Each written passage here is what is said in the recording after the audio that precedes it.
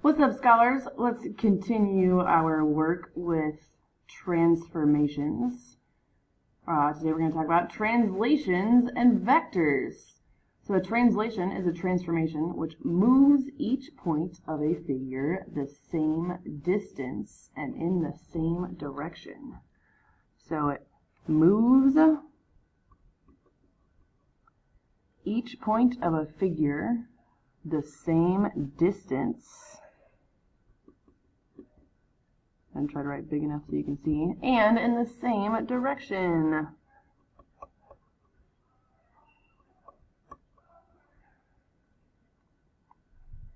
The resulting figure after the transformation is called the image of the original figure. The original figure is called the pre-image. So the image is the new one, and the original figure is the pre-image. Formal definition of translation: a transformation that maps every 2 points such that, so here are 2 points P and Q. This is our pre-image.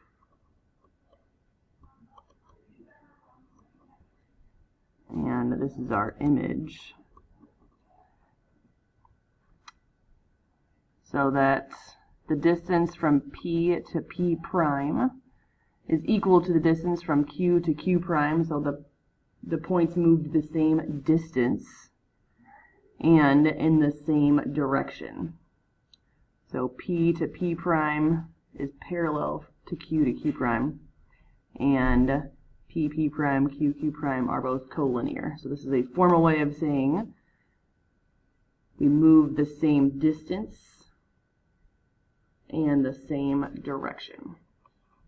All right, this theorem 7.5 is saying if the lines K and M are parallel, those lines are lines of reflection, then a reflection in line K followed by a reflection in line M, so 2 reflections in a row, okay, is essentially a translation.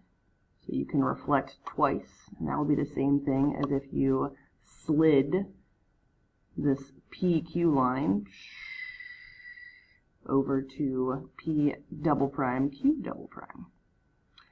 All right, let's look at this example number 1. Triangle ABC is translated up 1 unit and right 4 units. Draw and label the image triangle A prime, B prime, and C prime. So every point's going to go up 1 unit and right 4 units. So point A was at 1, negative 3. It's going to go right 1 unit and up 4 units. 1, 2, 3, 4. So there's our A prime. That new coordinates for A prime are 2, 1, 2, 1, and we see that we went right 1 unit, so we added 1 to the x. We went up 4 units, so we added 4 to the y's. So the same thing with B. We're going to go right 1 unit, up 4 units, so we're now at 4, 4. And same thing with C. Let's go right 1 unit. Oh, I forgot to label. There's my B prime. C, right 1 unit, up 4 units. There's our new triangle. Great. And C is at 5, 2. So as a general rule, this translation could be written as, just like we said at the beginning, when we went right 1 unit, we added 1 to the x values. And when we went up 4 units, we added 4 to the y values. So there's our general rule, x plus 1 and y plus 4. All right, you guys are doing great. Nicely done.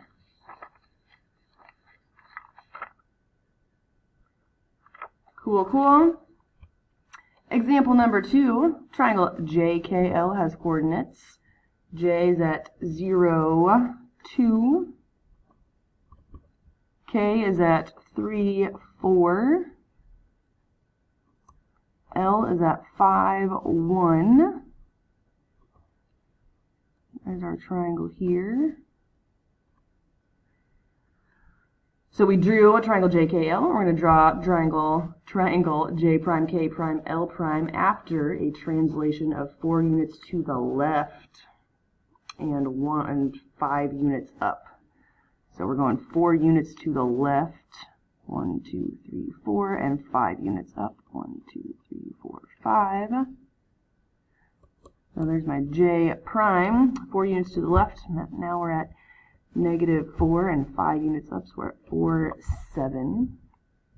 Let's do the same thing with K, 4 units to the left, 5 units up, 1, 2, 3, 4, 1, 2, 3, 4, 5. K prime is at -1, 9. And L, 4 units left, 1, 2, 3, 4, 5 units up, 1, 2, 3, 4, 5.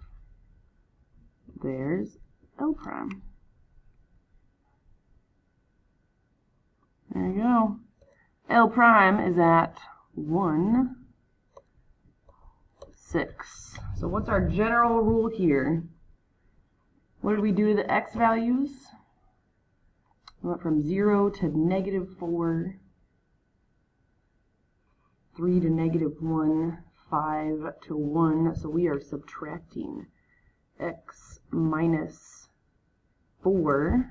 We went 4 units to the left.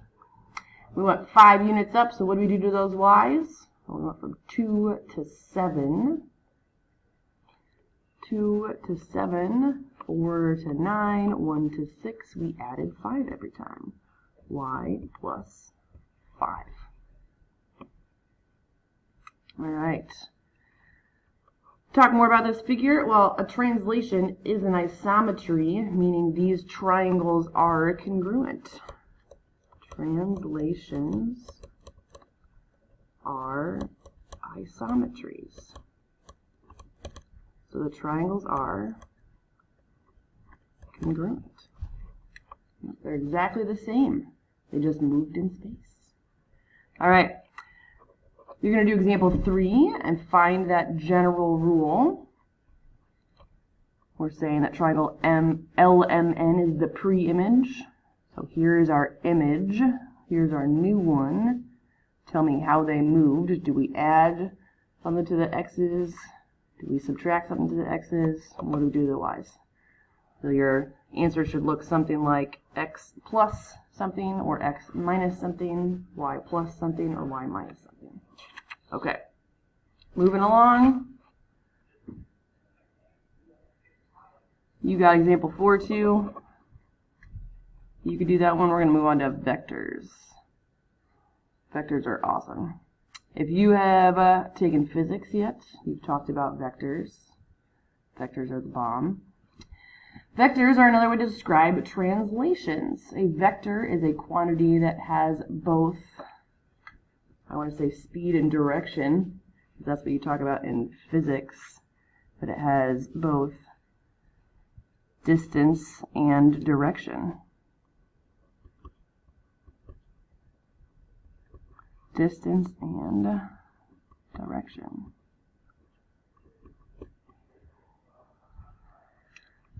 It's represented by an arrow that is drawn between 2 points. So here's our symbol for a vector. It's different than a ray because it only has the top part of the arrow. So not the same as a ray. It only has the top part of the arrow. We can write it in component form. It's got these special little pointy brackets. Or we can use arrow notation, which we have just been doing. Saying x comma y goes to, or is mapped onto, x plus 3 and y plus 3. So in the diagram, let's name each vector and write it in its component form. So if we look at this picture, where is our vector starting? It's starting at A, and it's going towards S. So here's our notation, AS with a vector on top.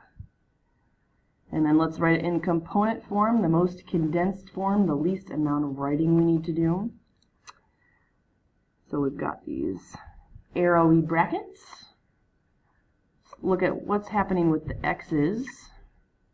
We're going from A to S, we go to the right, 1, 2, 3, 4 units. So that's a positive 4. We went to the right 4 units. And the y's are going to go down 1, 2, 3, 4 units. So down 4 units.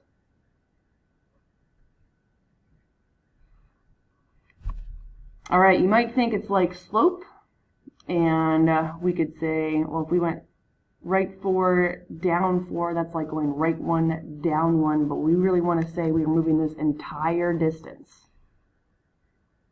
So we're not going to reduce that.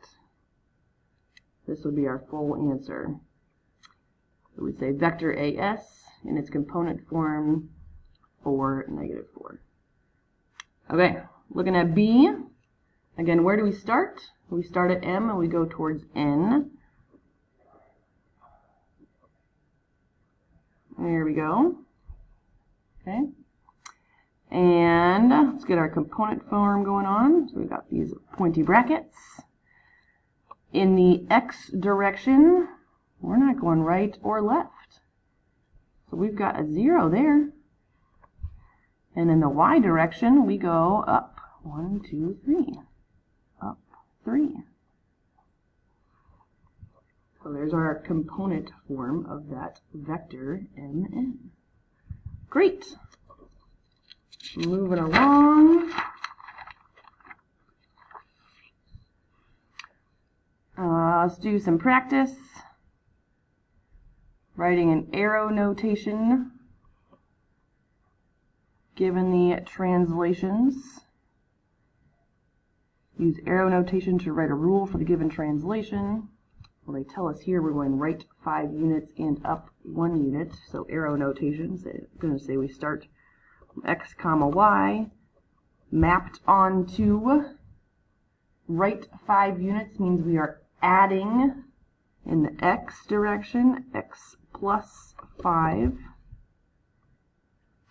And up 1 unit is going to be Y plus 1. Awesome. Okay, you can finish the rest of this. I have full confidence. You know what you're doing.